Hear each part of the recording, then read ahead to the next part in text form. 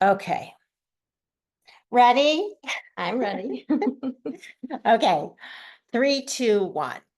So people get divorced for many, many reasons. Every divorce situation is unique. And marriages break down for many different reasons. They could include cheating, addiction, growing apart, finances. I mean, there's many, many different reasons. But when things with a spouse are not so great and you start having problems, social media can contribute to the breakdown and it can contribute to a divorce. That's what I want to talk about today with my guest, Anna Krolikowska. Hi, Anna. Hi, Jackie. Thanks for having me again. Thank you so much for being here and being here live. I love it. My So pleasure. Anna is a divorce attorney in Chicago. We've known each other for at least 12 years, I At think. least. And you've been practicing for like 18. Yes, you made me think about it. Okay, so when I met Anna, you were not even relatively new, but how I've seen your practice grow and all the leadership roles you've taken over is just amazing. So congratulations. Thank you, Jackie. Anna was the president of the Illinois State Bar Association, very big, one of the only women in history. The fifth So woman. I Yes, love it. thank you. She's really, I've watched Anna's practice grow and it's really impressive. Thank you, Jackie. So Anna wrote this article called How Social Media Contributes to Marital Breakdowns, 8 Surprising Facts. And Anna, do you agree with me? Like you start talking to someone when they're having marital issues. They call you or they come in for a consult, either say, I'm thinking about getting divorced, or we just decided to get divorced. The marriage is over. And how did you come up with this topic? Like, do you believe that social media plays a role in it? It can, absolutely, for some couples, for some relationships, of course. And you've probably heard stories of friends where someone will say, oh, so and so reconnected with an old Right. boyfriend, girlfriend, flame. Right. Well, when marriages start to break down, people start to feel lonely. Now they're feeling like I'm not connected. I'm living in this house with somebody who I barely know anymore. We're not connected anymore. So you almost feel like you're alone. And then you're vulnerable and you see this cute guy from high school on Facebook and you go, oh my gosh, he's divorced. And then you start to think, and I'm not saying you're doing anything wrong, but we want to talk about today how marriages start to break down and how social media can lead to divorce and how that happens. So let's talk about some things that people might not know about social media and why this happens. Okay. So first of all, you write in this article that, okay, I can't believe I just said the first point in the article, that increased emotional distance. And then it could happen organically, what, like you feel distance from your partner, so you start to look on social media, or you can look on social media and that could lead you to say, well, I don't really have much in common. Why am I so excited by seeing this old boyfriend on Facebook? Yeah. That's not normal. Or one feeds the other, right? And there's actually studies that show a 20% increase in Facebook signups that were associated with about 2 to 4% increases in divorce rates. So there's Okay, actually wait, studies that show that, right? So 20% of people who sign up for Facebook, There were then measurable increases in numbers of divorces that were connected to absolutely. that. But we don't know if they signed up for Facebook because they were unhappy in the marriage, or they signed up for Facebook and then they realized they were unhappy in the marriage. We don't. That would be, too much study and too much data. But, there is this connection, and it ties into the first point of this article about this emotional isolation. All right, now tell me the infidelity risks. So are you saying that people, are there any statistics on this? Like when you reconnect on Facebook, I mean, maybe there's no statistics, but the odds of if you're sitting there talking to old boyfriends or people you meet on Facebook, it's gonna lead to something. Right, and I think the first point in the article kind of feeds into the second, right? You're feeling isolated in your relationship or your marriage, you reconnect with someone, and that might lead to a new relationship developing Right. with that new person. Right. And we don't know. Maybe people get on Facebook because they're lonely or they're bored. They don't feel connected. Or maybe people just get on Facebook and then they see someone and then they start talking and they start having an emotional affair. So Anna, tell me about people who come to see you where either they or their spouse is having an emotional affair and that's the reason for the divorce. So I'll tell you that in many instances, when people come to see me, they have been thinking about a divorce for at least few years. So it's not usually a rash decision. Right. It is a gradual, long-term process. And they have thought about it for a while. Right, right. You don't wake up one day and listen, I'm not advocating cheating, but people don't cheat because they're so happy and they're just a jerk. People cheat because I'm not saying it's right, but they're lonely. They're feeling isolated. They're feeling like they're not in a relationship. I'm getting older. What am I doing still in this marriage? And it's really, really sad. And I think emotional cheating is almost worse than physical cheating because when you cheat emotionally, in your mind, it was the best sex you ever had in your life. You've definitely disconnected from your core relationship, from Yeah. your marriage. But You've you moved on. you did not have sex with the person. If it's just emotional, in your mind, it's going to be the best sex ever. And so It's the it ideal can never be as relationship. good as the real thing because in your mind, you're going to say that would have been the best sex I ever Well, had. it's the ideal relationship, right? It doesn't have any of the daily struggles, right? You're not fighting over who's going to take out the garbage. Yeah. Or money problems or your in-laws or all these things or the kids or whatever. And Right. so it's an escape, but it's not real. Exactly. And people think, oh, I fell in love while I was married. And I hate to say it, but you really didn't. Okay, I want to move on. This is really, really interesting. When people look at other people on Facebook, other people's marriages, other people's couples, happy pictures. I mean, I'm famous for posting pictures with John, my significant other, and everyone thinks like we have the most blissful relationship. And we do, we're really happy. But I never posted a picture where we got in a fight or we argued. I Who only, does? right, who does? So people call it fake book because so tell me about the people who are getting consults, they're getting divorced, and they say to you, I saw all these really happy people on Facebook, and I want to be like them. People generally don't necessarily talk about that with their attorneys. They might talk about that with their therapists. But you're right, Facebook kind of creates this ideal world. We all post these photos of perfect moments.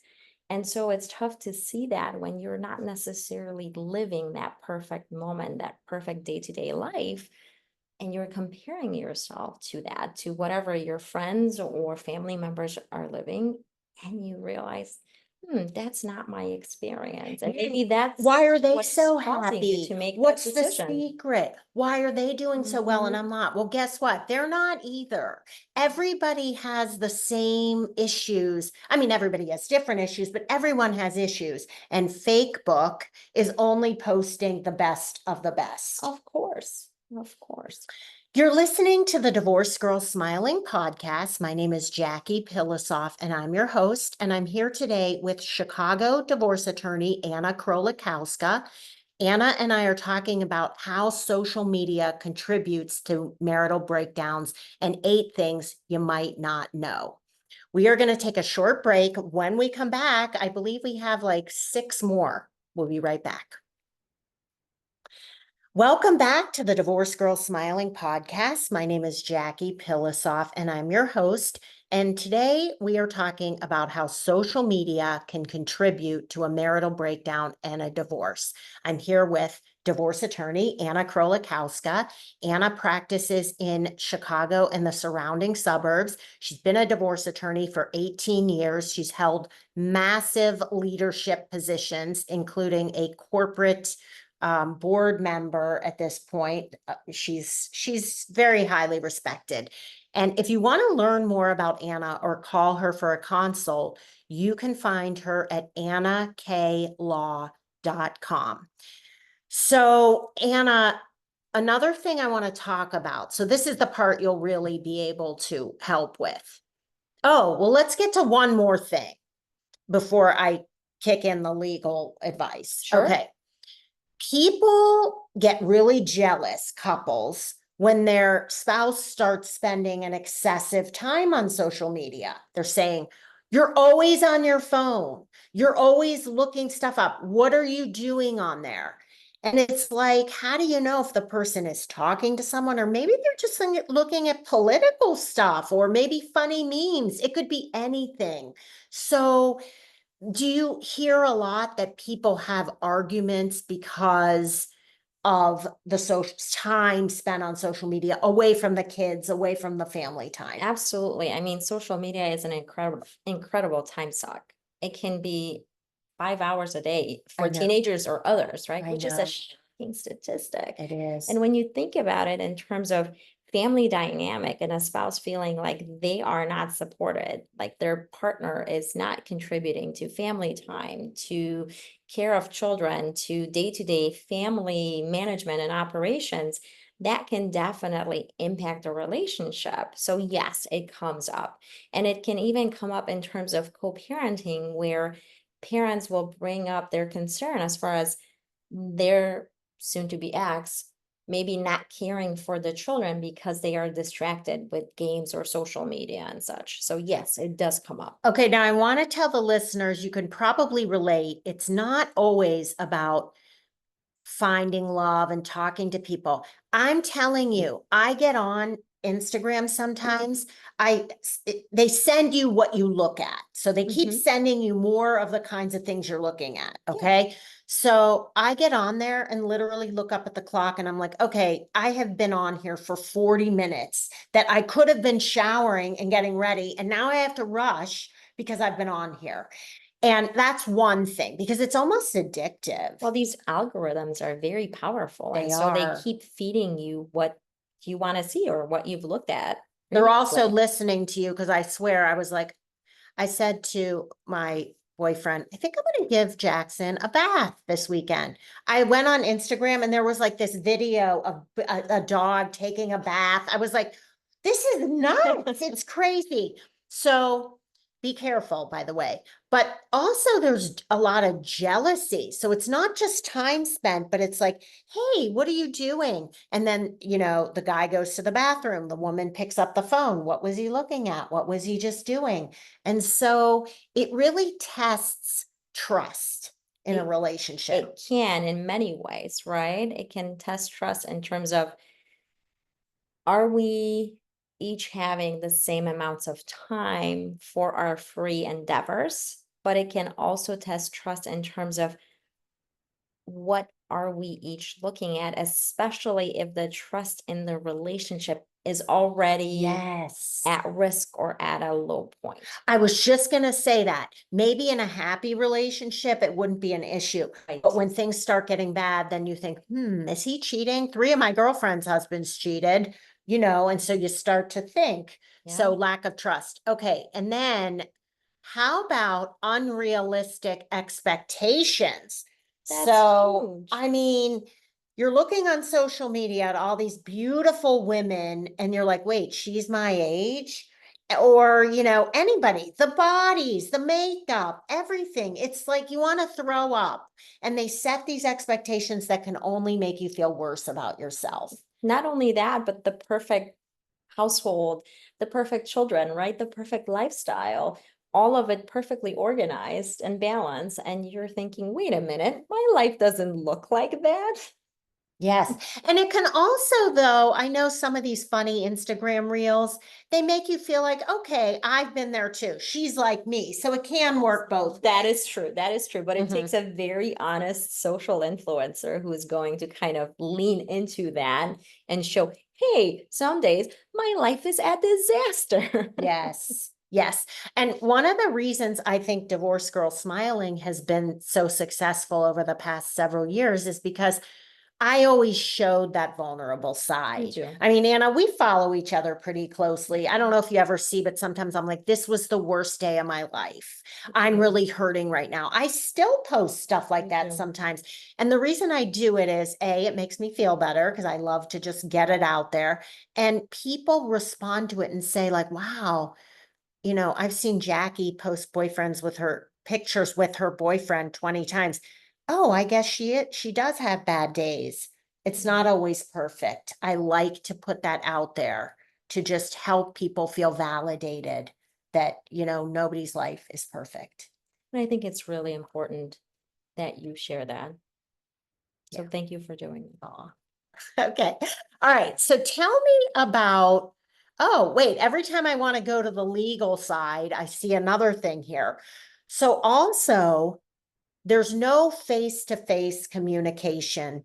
You're hidden behind your profile. So let's say you have a spouse who you found out set up a profile with a fake name on Hinge. And it happens so often, and people can say whatever they want because no one knows who they are really. Yeah, it happens a lot.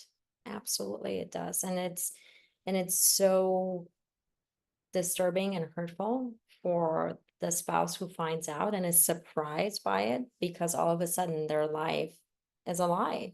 Right. Oh, terrible. I can't even imagine what you see. Okay, so tell me some no-nos that people need to hear about if they're getting divorced as it pertains to posting on social media. So don't, first of all, because it never goes away. If you put something out there, it's there. It can be found. Records can be subpoenaed. Screenshots can be taken. It can be introduced into evidence in a litigated case. So I know that there are days and moments when you might feel like you just need to put it out there. Take a deep breath and don't. Okay, so in other words, someone might type a message. My ex-husband is a cheater. He's the biggest a-hole I ever met. I can't even believe it. He's a horrible father, blah, blah, blah, blah. And you're just going on and on because you're so upset. Yes. If you post that, even if you take it down 2 hours later, somebody could screenshot it Yes. and then you're in big trouble. So please write it down, write everything you feel, but do not send it to anyone and do not post it publicly. Exactly. Post only what you would feel comfortable being read by others later.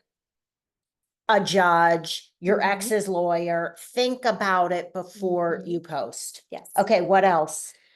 We talked about cheating in general. In Illinois, there's only one grounds, or there are only one reason. There's only one reason to be divorced as of right now, and that's irreconcilable differences.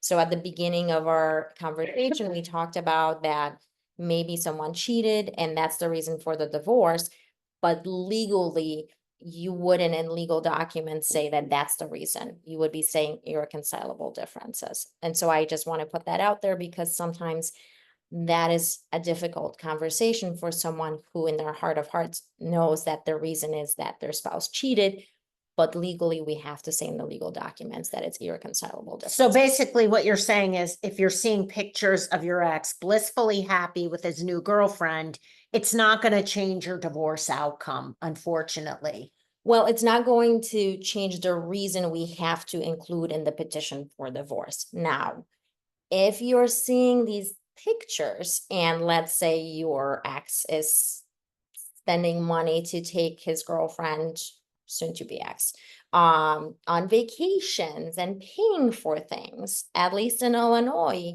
a judge can consider the money that is being spent for these trips as dissipation of assets and can consider that in dividing up the assets in the divorce and can even require your ex to reimburse that money that was wasted, that was dissipated from the marital estate. So in that case, it would be a good idea to take pictures and screenshots of those Facebook posts that you might see. But Yes. also, if you're dating someone new, I would wait on the pictures because here's another thing. Yes, Go I ahead. would, I would wait as well, because you don't necessarily want your life to be part of the case, right? Whether you're the one getting divorced or if you're dating someone who is getting divorced, right? You don't want your private life becoming part of a court case. Okay, but also what I was going to say, Anna, is if you post pictures, because I know that feeling when you're in a new relationship and Mhm. you're so excited and you want all your Facebook friends to see him and how happy you are. And that's beautiful and wonderful. But it could cause your ex to get really pissed. Mhm. And you don't want to do anything to, like, maybe you have a good settlement in your divorce that's going to happen. And then your ex sees this, gets all upset about it, and then says, you know what? No, I'm not going to go with this. She's a bitch. I'm so upset. And even if he was the one who left, people have weird reactions and it changes the whole thing. I remember my divorce attorney point. used to say to me, make it seem like your life isn't good when you're around your ex. He used to say, make it seem like you're stressed and things aren't going well, because it helps the other person kind of have some empathy for you, and maybe they'll be more giving in the divorce. Do you That- tell your clients that? Potentially. It is a really good point that emotions are weird. And even if you are the one initiating the divorce, there are going to be situations where you will still react. So just give yourself grace and take time and process the emotions, because there will be different reactions in different situations. Okay, this has been so wonderful, Anna. Thank you so much for being on here. Thanks for having me. It's always so much fun to visit with you. But I think I said goodbye too soon, because I want to say one more thing. Not goodbye yet. Right. If people are listening and you feel like social media is causing or contributing to the breakdown of your marriage, there's something you can try to get back together and make it work.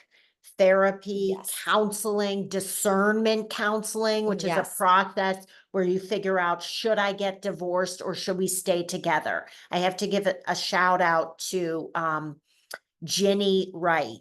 Dr. Ginny Wright is a discernment counselor, and she sees people all over the country, but she's really, really has a niche in this. It's like a huge part of her practice. And if you think that social media is playing this huge role in the breakdown and you want to save the marriage, please, please try. One thing I always tell people, Divorce Girl Smiling helps people in the divorce, but I'm a huge fan of marriage if it's the right situation. So if you can save it, go to therapy, talk to your ex, say, listen, I see you on social media all the time. What am I missing here? What can I be doing? What can we be doing together that keeps us off social media and keeps us connected? Because I love you and I want to work this out. I agree with you 100%. You know, it can definitely be saved. And maybe you both say, you know what, we're going to get off social media for a month and see what happens to our relationship. Could be the best thing. But if you do need to get divorced and you feel like it's not going to work, Thank you. Anna Thanks, Vicky. Krolikowska, AnnaKlaw.com. Her office is in Northbrook, but she sees people all over the Chicagoland area. So I want to tell my listeners, thank you so much for listening. If you want to find trusted, vetted divorce professionals, including Anna, and then also mediators, real estate agents, financial advisors, divorce coaches, all kinds of really wonderful people, go to divorcedgirlsmiling.com. You can also go there to listen to more podcasts, read articles, sign up for my free consult, or download my mobile app. Thank you so much for listening, everyone. We'll talk to you real soon.